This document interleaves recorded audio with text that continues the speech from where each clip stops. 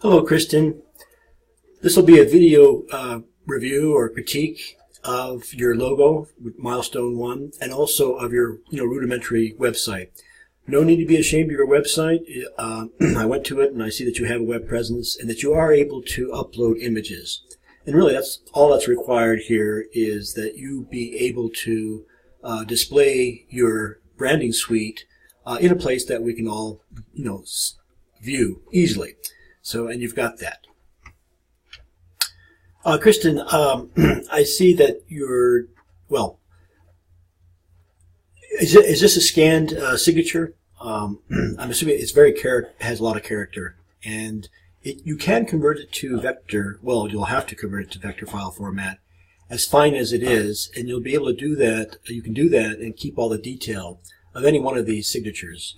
I like this arrangement because as abstract as your signature is, this spells it out, almost like captions or parentheses. And, the contrast is perhaps a little bit low, but I like the subtlety of that. And it's very different, too. The contrast of this scrawl, this hairline scrawl, against the widely spaced Roman caps is really pleasing. And I think, really distinctive. You couldn't get much more of a typographic contrast. So for that reason, I like that. A little bit too pale, perhaps. Think about how it's going to look on a business card, small.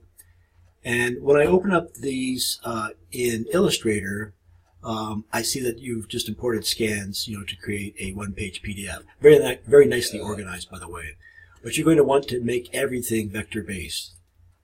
You can use a number of ways you can outline the scan if you reduce it to bitmap, maybe a 300 dpi bitmap, black and white bitmap. Then you can use the tools to select it and create an outline, but it's going to need to be in vector file format. All right, so this gets my vote. This also has promise, except that I really still, your signature is abstract enough for me not to be able to sound it in my mind. Now look, this represents a lot of work, the website, so there's no need to be ashamed. I've taught some of the preliminary classes. I know how hard they are to take, let alone teach. But what's important is that it seems like you're able to upload images here. I see this portrait of you that you've been able to upload. And, eventually, soon, I hope, you'll be able to flesh it out. And replace the dummy Latin with some real content. At least it gives you an idea of what you have to write to. I see that you work for a biotech company, and you are you a instructional design manager?